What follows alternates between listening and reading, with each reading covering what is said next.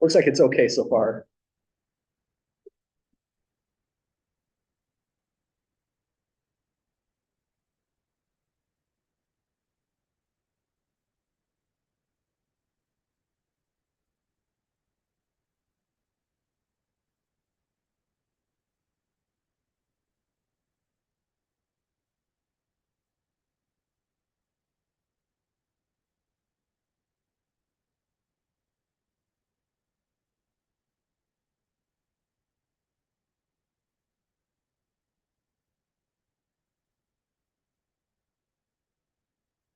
Well, I think we can start. Welcome back, everyone. So today's class, it'll be a normal class, but like we mentioned, Zoom is definitely down. It's not taking passwords. It seems like it went down probably like maybe 15 minutes ago or something like that. But we'll still get through it. We don't have anything major for the announcements other than quiz. I believe this one is quiz 11. I'll have to double check on the numbering on that. I've been using Moodle as a crutch for a lot of this stuff. Quiz number 11 is posted.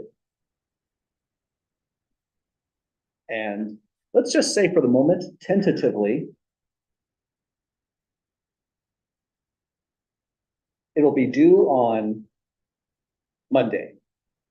But we'll make it tentative since I don't know how long the Moodle outage is going to be, and we don't have access to it right now. If this goes on all night, we'll probably put in an extension on that. I'll take it on Tuesday or something like that. So I'll make that official once we see what happens to Moodle as we go forward. Well, currently we're in section 10.2. We're about to finish this one off. And quiz number 11 is heavily based off 10.2 and 10.1. The 10.1 part is just for setting up the hypotheses. And then the quiz is going to ask questions along the lines of what is a type 1 error? What is a type 2 error? So getting through example 2 is going to support that quiz quite a lot. So that's my announcement so far. Let's maybe, for old time's sake, let's try it one more time and see if it can work. That's definitely down. It's not very happy with us. Other thing I was going to mention for the announcements is we have an upcoming exam, and that exam is going to be on the 13th. So it's still ways out. It's going to be right before we leave for Thanksgiving break, which is going to be on the 20th. So we'll finish out our third exam on that week, and we'll be clear of that on our conscience or our worries for our vacation. So that means on this weekend, I'm probably going to have this posted probably around Saturday. I'm going to put down the extent of topics for exam number 3 and the study guides that we're expecting as well. We'll probably do a repeat of what we did for our second exam. I'll do the really long study guide and then a shorter one for just kind of a exam 3 dress rehearsal type thing. Well, that's the announcements. Any questions at all, folks? Okay, any questions about statistics that folks have to start us out, or should we jump right in? Looks like we're ready to start, so let's jump into section 10.2. Just feels weird not to look at Moodle when we start off, but we'll get over that. So what we're focusing on in this section is making a type 1 error and making a type 2 error. Where these come from is when we set hypotheses and hypothesis testing, there's really only 2 kind of conclusions we can make. One conclusion is we reject the null hypothesis, but if we did that in error, that's what we mean by type 1 error. It's the error of rejecting the null hypothesis when it's actually true. The second error we can make is failing to reject the null hypothesis. Sometimes that is the right decision, but if we fail to reject the null hypothesis when it was in fact false, we made a mistake. We should have rejected it, and we call that a type 2 error. So that's where those come from. And when it comes to type 1, type 2 errors, it's always a kind of balancing act that we have to worry about. When we set up the hypotheses, this becomes really critical, especially if the thing you're studying could have massive ramifications depending on the conclusion you make. So in this problem, we had 2 competing groups. The television set manufacturer, they claimed that at least 90% of their TVs will not need service during the first 3 years. But the consumer group is the opposing party to this. They want to investigate the statement, and if it's false, they want to say so. But they have to do it with care. They have to show that they really did the whole procedure correctly. And to start off, it says P is going to be the proportion of all TV sets made by this manufacturer that will not need service in the first 3 years. The consumer group is testing this claim that it's not actually 90%, it's really less than 90%. And when we discussed a type 1 error, we said, in a type 1 error, you reject the null hypothesis when it is actually true. So we said for our error, the proportion of all TV sets made by this manufacturer that will not need repairs in the first 3 years, we conclude is less than 90% or 0.90, when in fact, that wasn't true. It actually equaled 0.90. And so we're saying something bad about the manufacturer's product that wasn't even true. So if the statistics wasn't done just right, if things weren't set up in the right way, the consumer group can expose themselves to really, really serious litigation. A team of lawyers could take them down if the manufacturer is wealthy enough. So that's one thing to consider. And now let's take a look at type 2 error next. Any questions first, folks, about the type 1 error situation? Okay, let's copy these down just for a quick reference. Now for part C, it says describe what a type 2 error will represent in this context. And we can start off pretty similarly. Let me scroll just to right here so we can see the parameters still. Oh, geez, sorry, the thing scrolled on its own. There we go.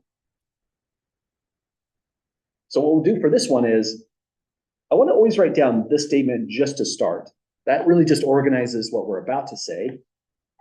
So it says, in a type 2 error, we failed to reject the null hypothesis when it was in fact false. So let's say here, we failed to, let's pause right here. If we failed to reject the null hypothesis, that means we failed to show that, where are we going here? We have not found significant evidence that this is true. Sorry, getting a little mixed up. We have failed to conclude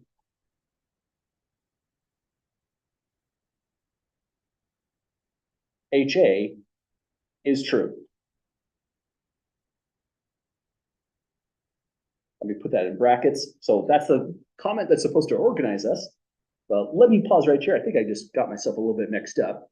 Let's read through this and see if it makes sense. Type 2 error is failing to reject the null hypothesis.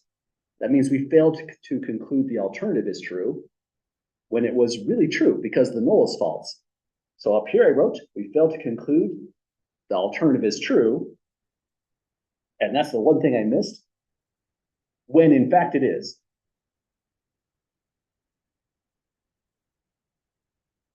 Sorry for the rough start on that one. Does that make sense to folks at the moment?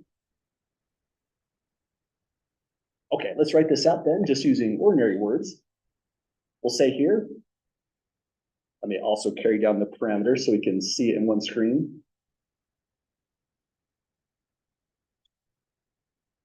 So with all that organized, we can say now, in a type 2 error,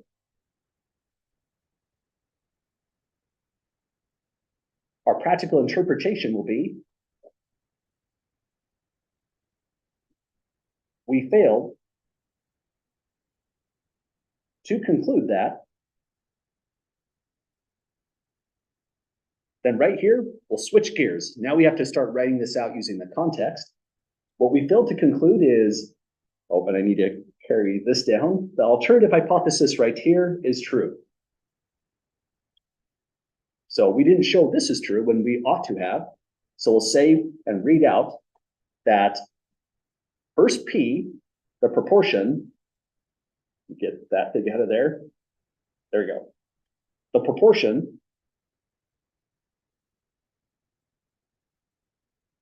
of TV sets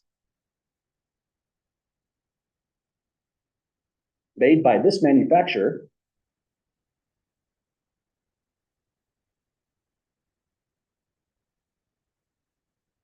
that will not need service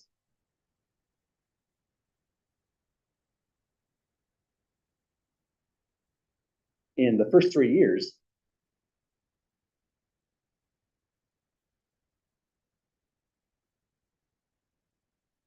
Okay, so all I've written out is just the parameter P. I was pretty much just using this highlighted right here from the problem itself to write out. We failed to show that the alternative is true, so we'll just say is less than 90% or less than 0.9. Is less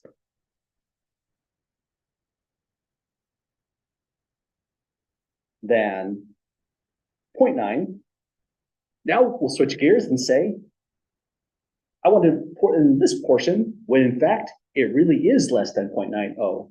So let's put in when in fact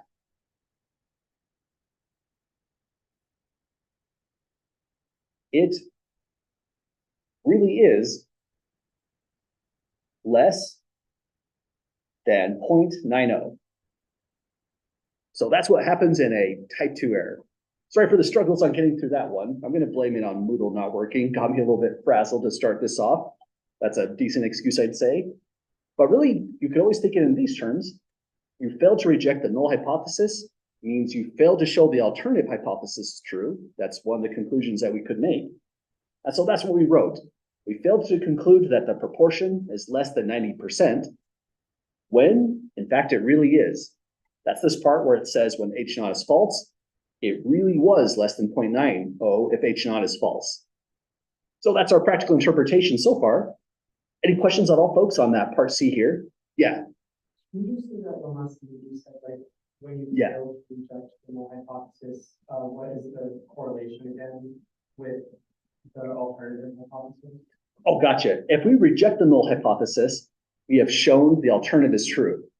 But if we fail to reject the null hypothesis, then we have failed to show the alternative is true. Other questions at the moment? Okay, let's scroll up back to a little bit, right to around here. We also have to remind ourselves that there are two groups working at the same time here.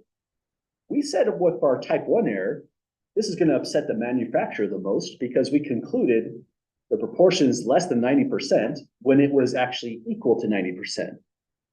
So now we have to wonder down here, when we made our conclusion, let me put in this information here. Who would you say this is going to be a problem for the most? Is this the consumer group that makes the televisions? Or would it be, or sorry, I said that backwards, the television manufacturer, those are the ones that make the televisions?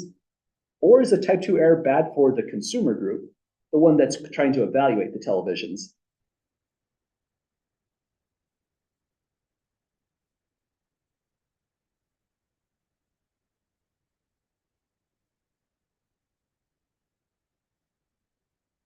Well, I would say to try to think about this one is try to imagine you're the one in charge of the consumer advocacy group, the one that's evaluating all these TVs, letting people know how well they work or how poorly they work. If this happened, if you made a type 2 error as the consumer group, you failed to show something is true that's actually true. People are going to read your article and they're going to find out, well, these TVs are not actually as great as the consumer group really said they are. Mine just broke. And if enough TVs broke, if it's really quite a bit less than 0.90, but we couldn't show it, this is bad for the consumer group.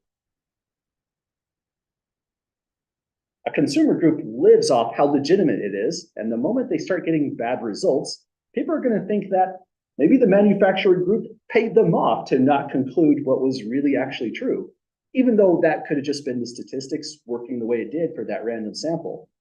So this error is really, really bad for the consumer group. They could start losing business, lose revenue from this. But a type 1 error really upsets the manufacturers. They could go after the consumer group in that case. So there's a big balancing act between type 1, type 2 errors. And when they go to set these hypotheses, they're going to have to balance that and set them up just right so that they are managing which case is worse for them. So that's the setup so far. I'm working through type 1, type 2 error. And now this is a tricky question right here, part D. This question is always a pretty open question. It's an opinion pretty much that we have to supply, but then we have to support it right after we do. It asks, which error, type 1 or 2, and keep in mind, type 1 error is offending the manufacturers, Type 2 error is really bad for the consumer group. But which one would you say is the most serious? Again, it's all up to opinion. Any volunteers for which one sounds like the worst in this case? I don't do the manufacturers, The one up here, upsetting the manufacturers? because that can go into law, and that's pretty detrimental. Exactly. So I would say they should be concerned about their revenue stream. They should be worried about the people who read their reports as an advocacy group. But I agree, if a manufacturer who makes TVs, those are usually big manufacturers, comes after them, that could potentially be even worse. So let's go with that. Let's say type 1 error is worse.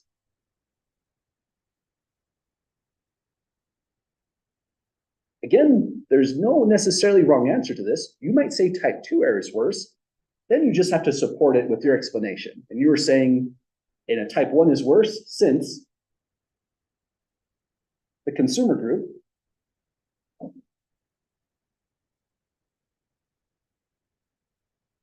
may get sued, costing a great deal of cash. A big enough lawsuit like that, again, that could drive them into bankruptcy if it's bad enough. If they really didn't do their due diligence and the manufacturer group could say, hey, we lost business because they didn't even do the statistics right. This feels like they were attacking our business. You could be on the hook for all of that lost revenue potentially as a company. That's just an automatic bankruptcy case.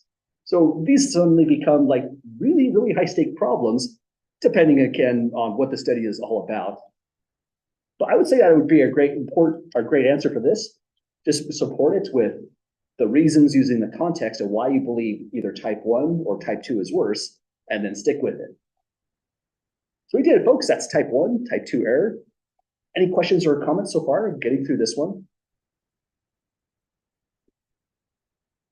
Okay, what we should definitely do is try it again, right? These are pretty tricky questions. So let's run through this on a second example. And here's how it's going to look for the notes. Here's where we made a note also that this table is very important for exams. And what I mean by that is, certainly this is good stuff here as well. Type 1, type 2 error, it has everything defined.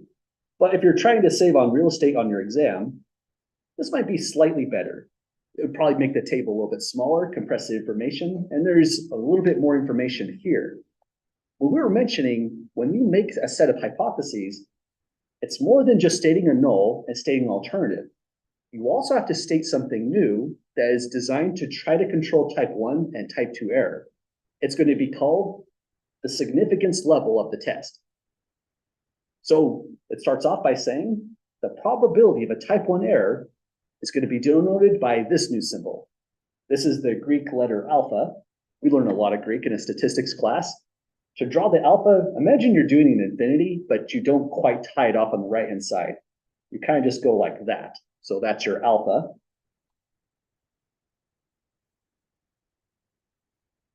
So alpha is always going to denote a level of significance for the test, or just said simply significance level.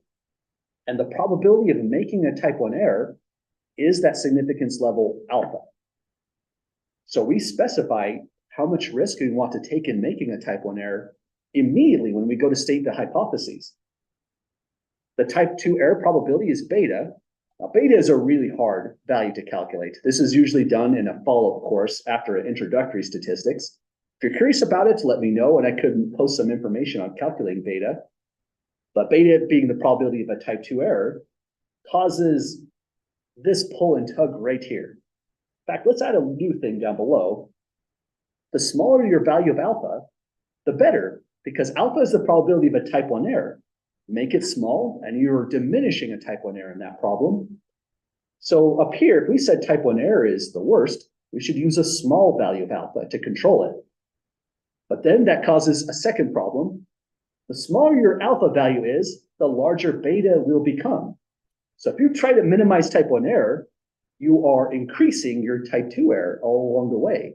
So that could be bad, especially even if type 2 error isn't terrible, you still need to balance it against the type 1 error. So now we have to decide what should alpha be set as? And there's some really good guidance here. Your significance level alpha is typically in these values between 0.10, that's a 10% chance of making a type 1 error. And we can make it as small as we want, but 0.01 is a typical value on the small end. Now you're minimizing type 1 error if you set it at 0.01, but that's maximizing type 2 error. And here's a related comment.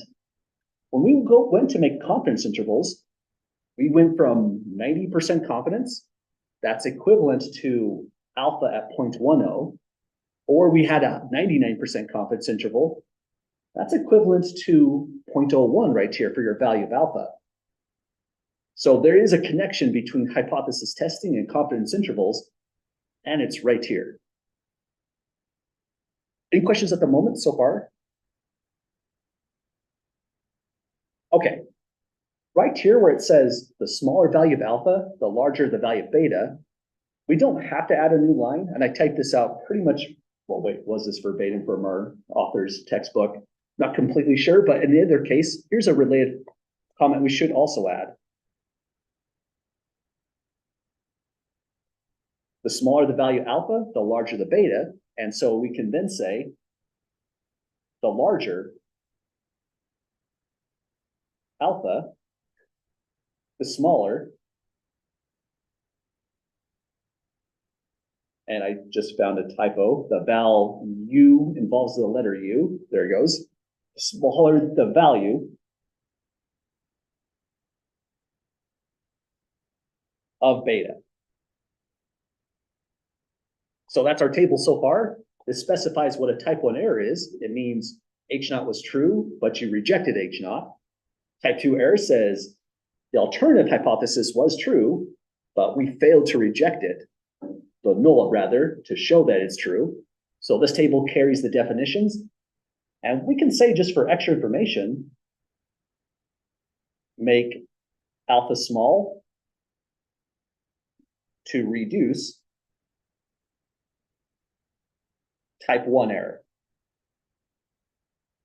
Small meaning we want to be around, say, 0.01, 0.05 rather, it would be the compromise between large and small. And make alpha large to reduce type 2 error. So making alpha large, that means you're probably around this range, a 0.10. So that's the full setup for type 1, type 2 error. And again, this is one of the reasons hypothesis testing, it takes a while to get through all this. There are a lot of tiny little moving parts. Once we decide to set up hypotheses like a null and an alternative, we think about what are the type 1 errors and what is the type 1 error? What is the type 2 error we can make? And then and only then do we decide on a significance level alpha for the test within mind of which one we're trying to control the most, which one could be most grievous, most terrible in their current context. So that takes us to this brand new context where we'll try it again. Example 3 starts off by saying, for context, emission of sulfur dioxide by industry set off chemical changes in the atmosphere that result in acid rain. Big deal in the 80s. I think I heard about that all the time, 80s and the 90s. They go on to give us more context that distilled water has a neutral pH of 7.0. Lower pH values indicate acidity. And this is always a good reference. Well, not everyone's a coffee drinker. It's interesting to know that coffee, that one's pretty acidic. It has a pH of 5. Well, maybe not that acidic. It's not going to hurt you necessarily. So all that's just pure context, but here's the bigger picture of the problem. It now says a governmental agency is interested in the mean pH measurements of rainfall on different days in a Canadian forest. They're going to give us a parameter. They say, let mu be the population mean pH of rainfall in this Canadian forest. So let's leave that highlighted right there.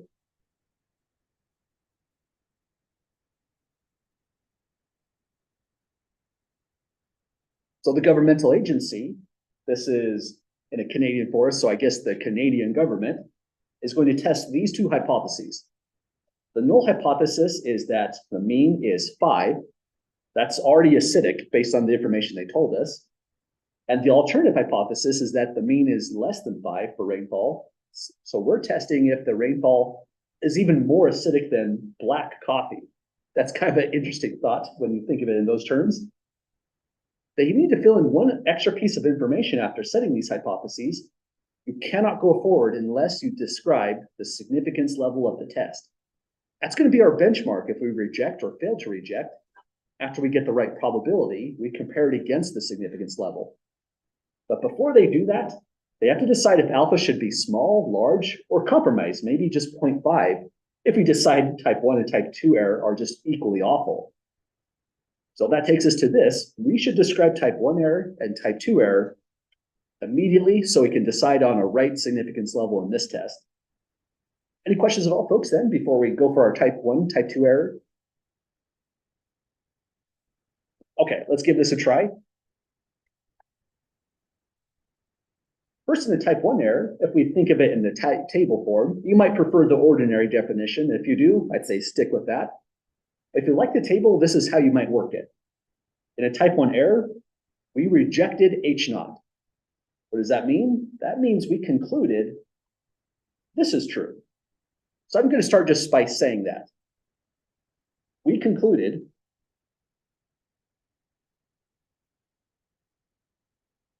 that the next portion I'm on is we need to write out mu. It's up here shaded, so we'll say we concluded that the population mean pH of rainfall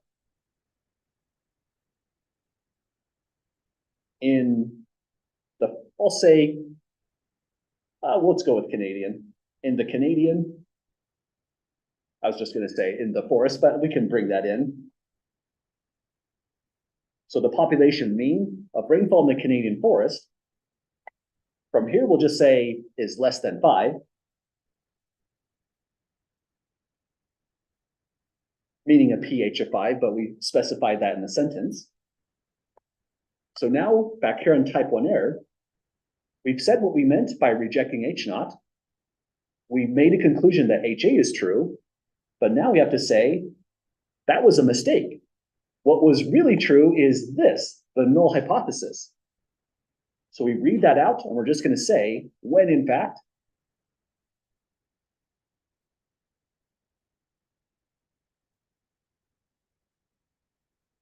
mu, oh, we don't necessarily use the symbols. Let me take that out.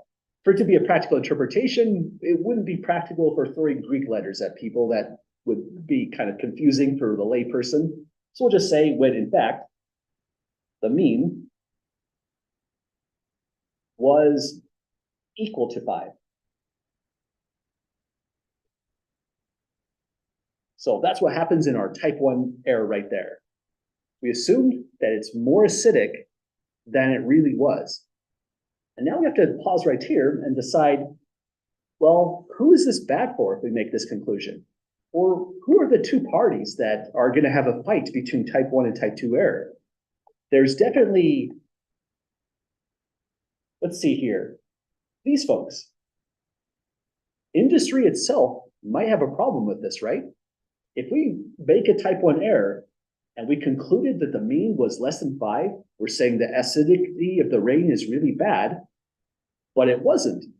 But if we make that conclusion that rain acidity is really bad, we're going to cause a cascade of governmental, what was the word I'm looking for? Governmental laws that are going to start punishing industry to reduce the amount of carbon dioxide, other emissions, and sulfur dioxide they're referring to, that are emitted.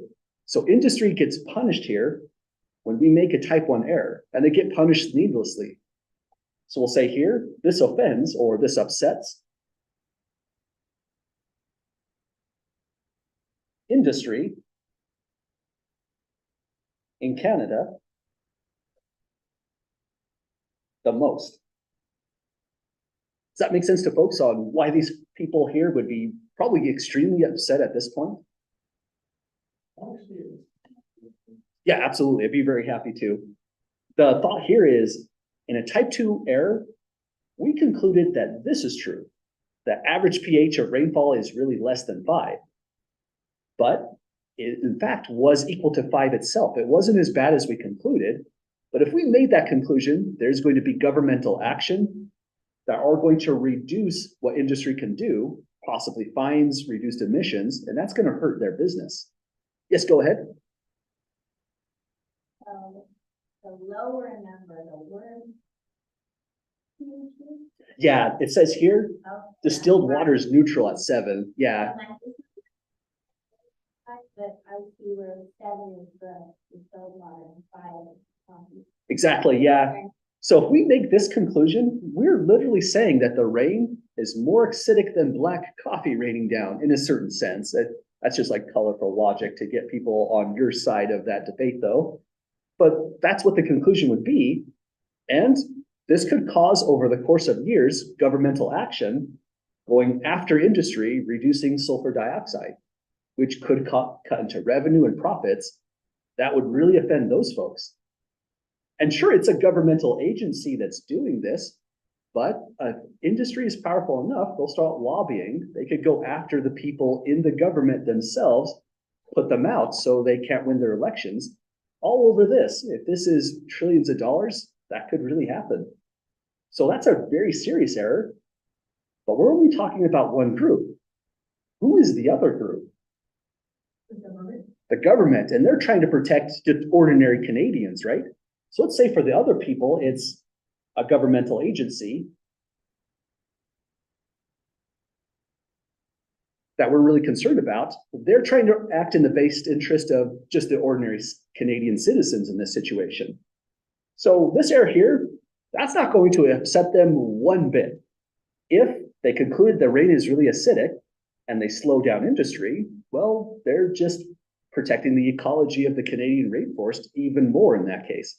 That probably wouldn't upset them at all. But again, the manufacturers are very offended here. But now let's change it around to type 2 error and see who gets the most upset on that situation. Always with type 1, type 2 error, someone's going to be pissed off. We just have to decide who. And that's what they are doing when they write down these tests. They're thinking of everything that could happen, including their errors, type 1 and type 2. Well, any other questions so far, folks? Okay, let's carry this over to the type 2 error next. And then after we describe it, we'll just decide which one is more serious for ordinary Canadians, is what it's asking down here. Okay, so here's the context down below in case we need it. And in a type, oh geez, there's more to pull down. That's one of the struggles of doing this on a computer screen. Tons and tons of scrolling up and down. Okay, so we've got our table. We've got the context. I think we're ready to start part B. We want to describe a type 2 error. Oh geez, hang on, let me fix this one last thing. I want to copy this in with less things put on it.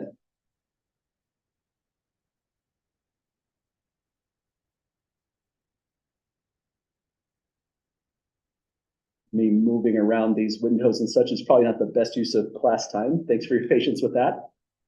Okay, probably part B should go on the next page as well. And now I think I'm ready. Let's do our type 2 error. We know we're doing a tough problem when we have to copy down so much just to look at it, to go through it. We want to describe a type 2 error, and it's right here in the table. So if you decide to do this as a table form, here's how we would think about this one. First, I want to start with what happens in a type 2 error. We fail to reject the null hypothesis when the alternative hypothesis was actually true, meaning we should have rejected it.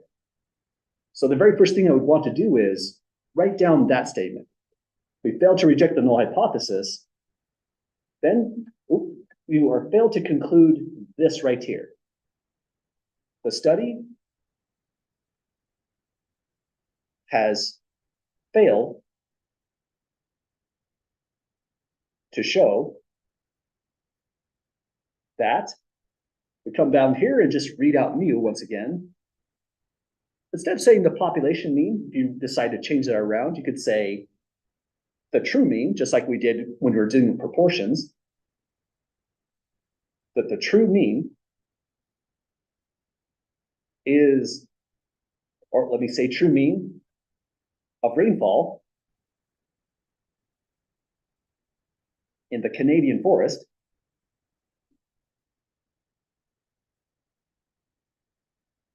is, now we can say less than 5. So in a type 2 error, we failed to do something. If you fail to reject the null hypothesis, that means you fail to show this conclusion as true, that the mean is really less than 5. And then we say, when in fact, let's go back to the table. In a type 2 error, the alternative was true. So we'll say back down here, the mean pH really was less than 5. I feel like that deserves an exclamation mark because, again, that could be really, really bad, right? But we have to imagine for who specifically. Is this bad for industry or is this bad for Canadians?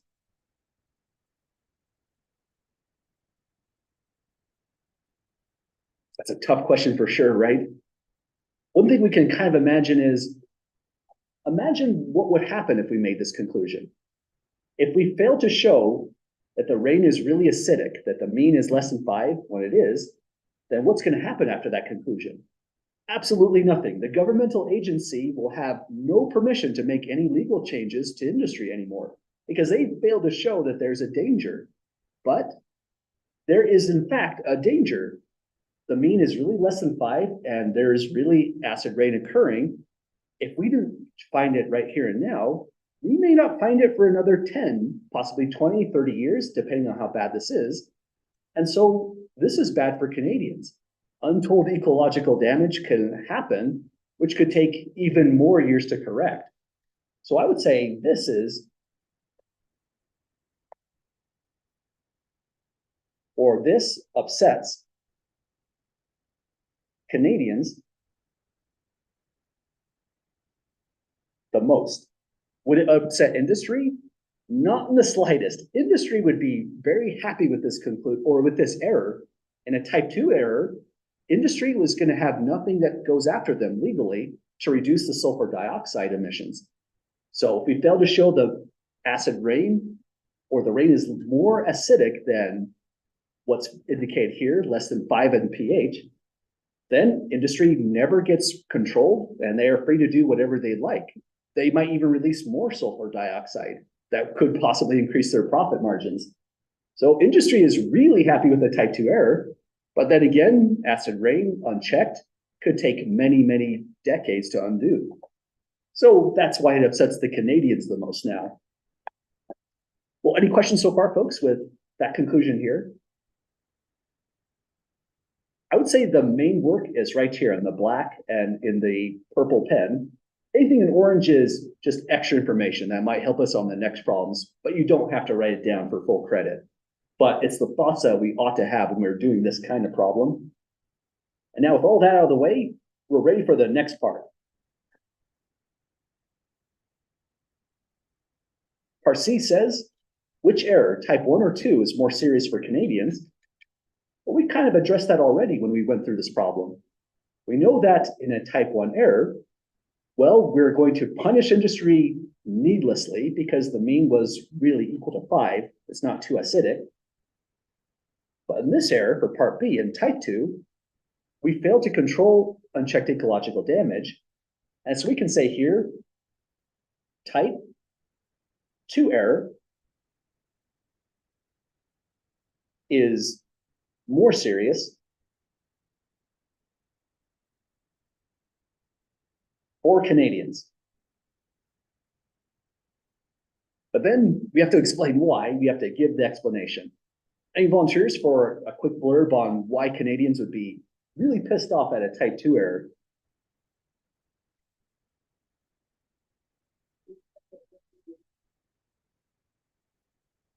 Exactly. Here, let's say, because the study reported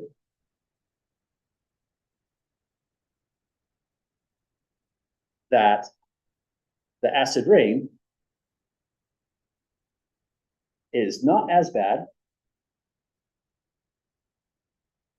as it really is.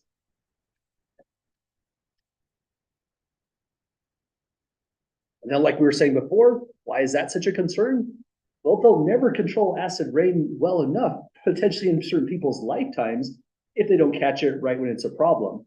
The moment a study like this fails, they can take all sorts of political legal actions to make sure no other study is really going to get traction again. These studies are expensive.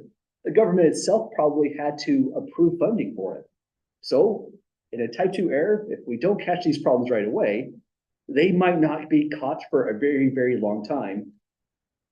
So with all that into play, now we're ready for part D.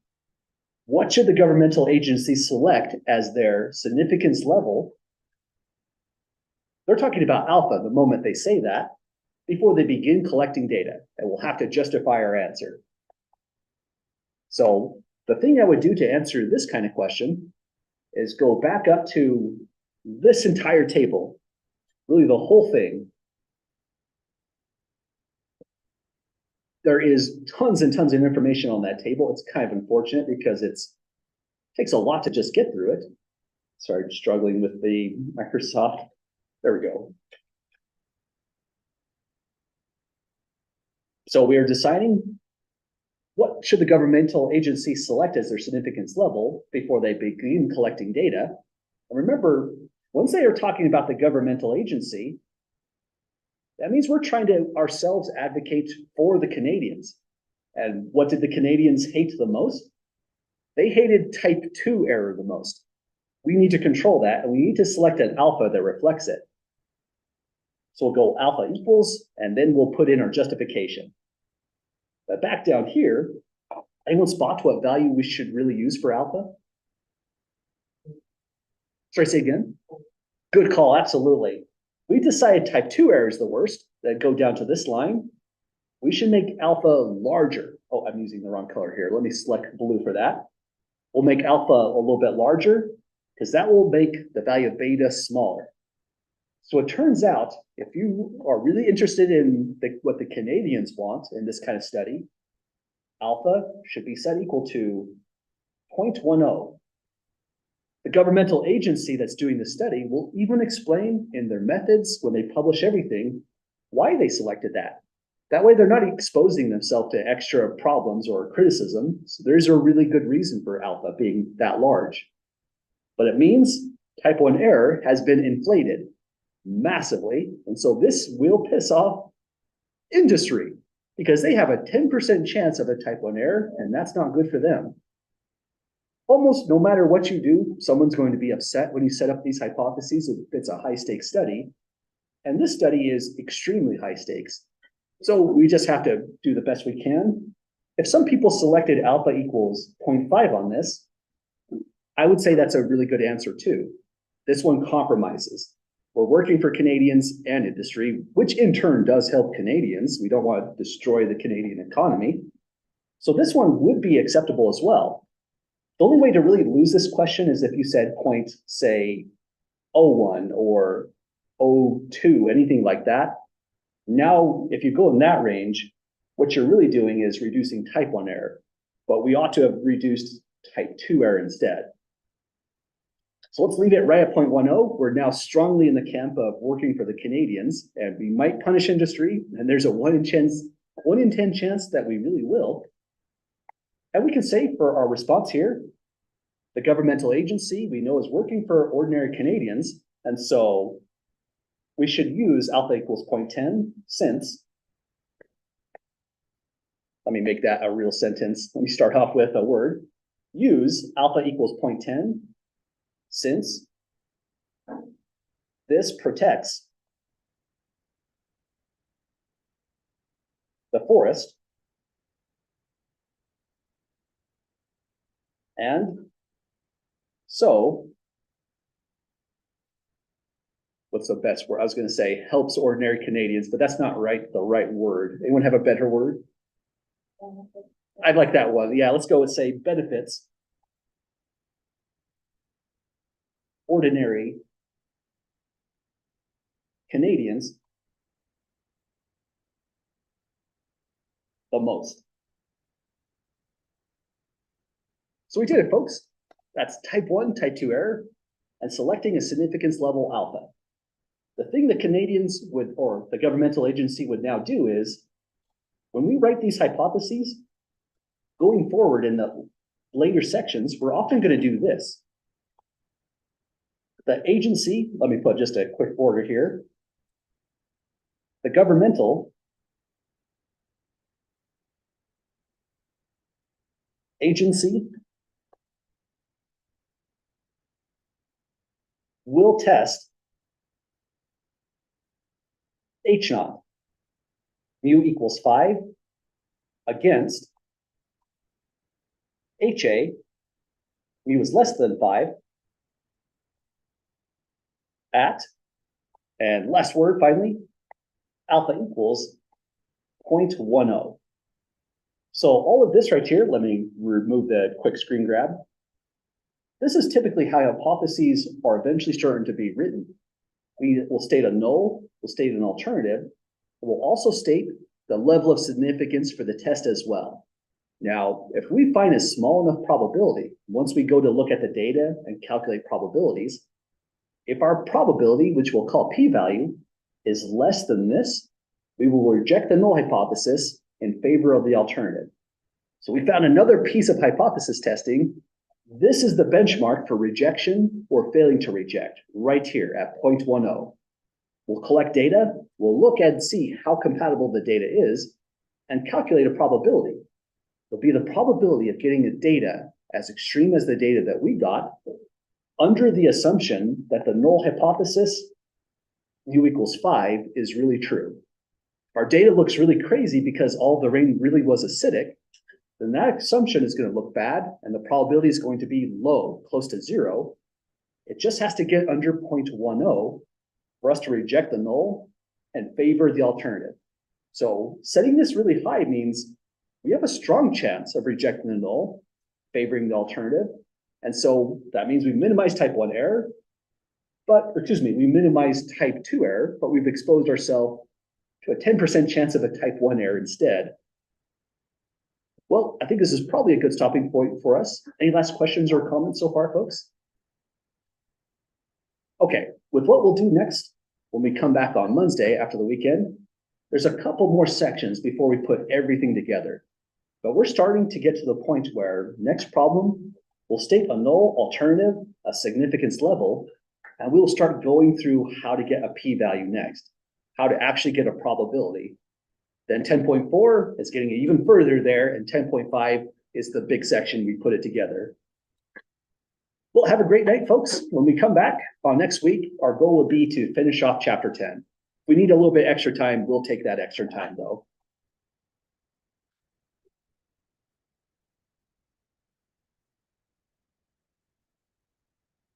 Just to see if it works. Let's see if we can get that. It is back up. Awesome. Thank you. I thought I was having a nervous breakdown. I just forgot all my passwords or something like that. Oh, geez. You might need to refresh it. Oh, good call. That's a really good call. How do I refresh this? Just F5? Yeah. Oh, gotcha.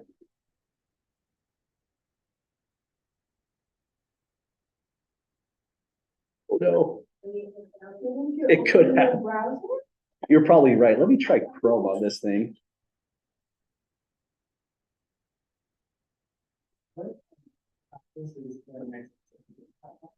I believe I'm only wanting to go up to the section 9.3 on confidence intervals, because we've made headway into chapter 10, but not enough to really do a full problem on it. So it's not gonna have like the. Add it up again. Ooh, got it. Thanks for the help with that, folks. Yeah. Sorry, missed your comment there, Klaus. So it's not gonna have like the more complicated like breakdowns of hypotheses. It won't, no. I'm thinking of not including the hypotheses on this one because we haven't gone far enough on the full procedure. We just have little bits and pieces at the moment. So I'm thinking exam 3 up to section 9.3 is what I'm gonna put on there. We can go a little less stressed out. Yeah, we've definitely worked on confidence intervals a lot more, but we're only getting there on these. You betcha.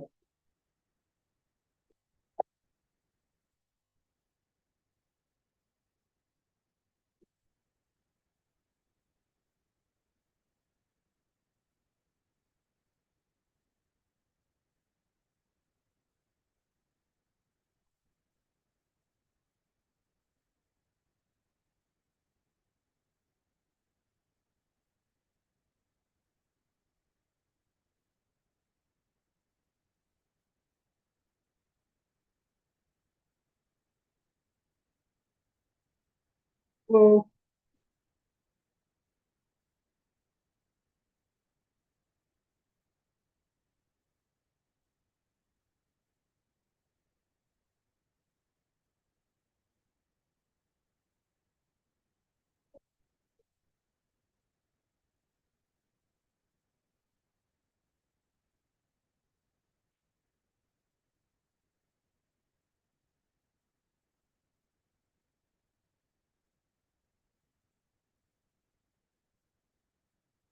hello.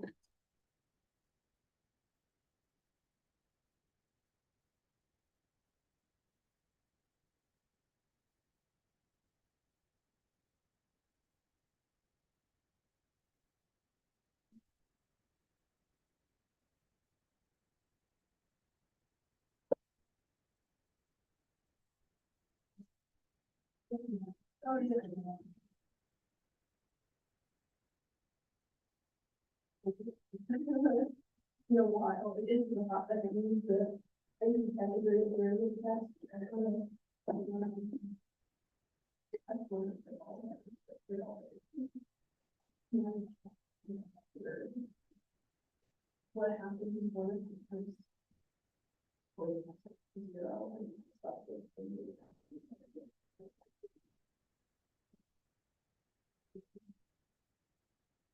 And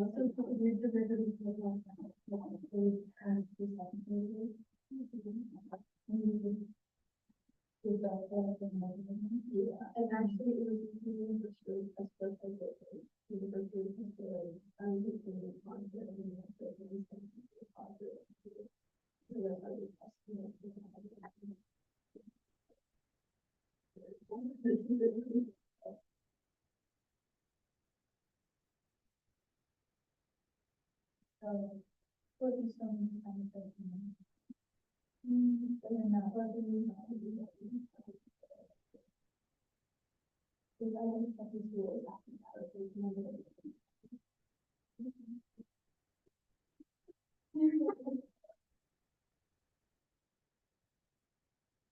not people will.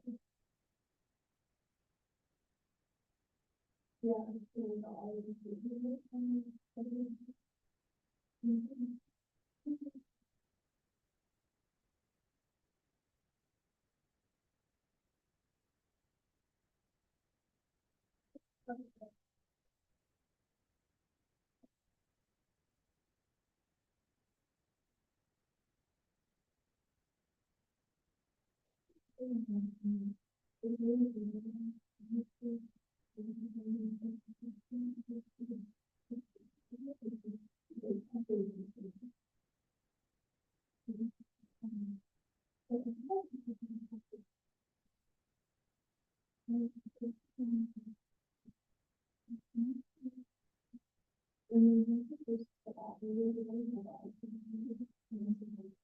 Yeah, I'm not.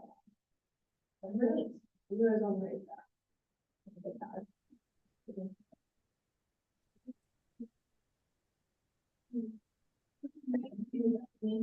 Trains, oh, the one on Anderson? Yeah, and then there's that one after. Yeah, it's 2 sets of tracks, yeah. You can hit by both of them. Yeah. I had that happen during a final exam once. It was like at 2:30 or something. Yeah. Nobody was here practically, and then all of a sudden everyone came in like 15 minutes late, extremely stressed out. That's a horrible train. Everyone was upset.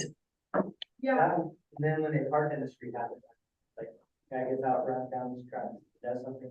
Mm, most big cities have like a law that they can't sit on the tracks for X amount of times, or they can't drive through on these hours, but here they can do whatever they want.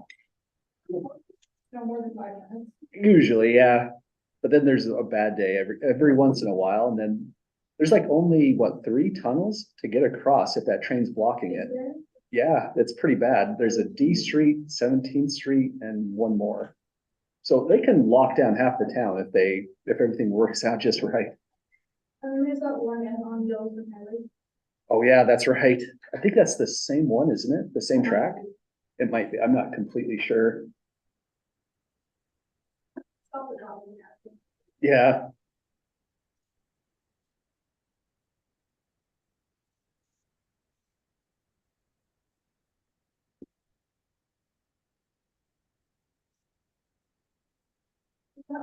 Not next. Yeah, this one will be due, was gonna be due Thursday as the typical expectation, but then the Monday after that Thursday. Okay.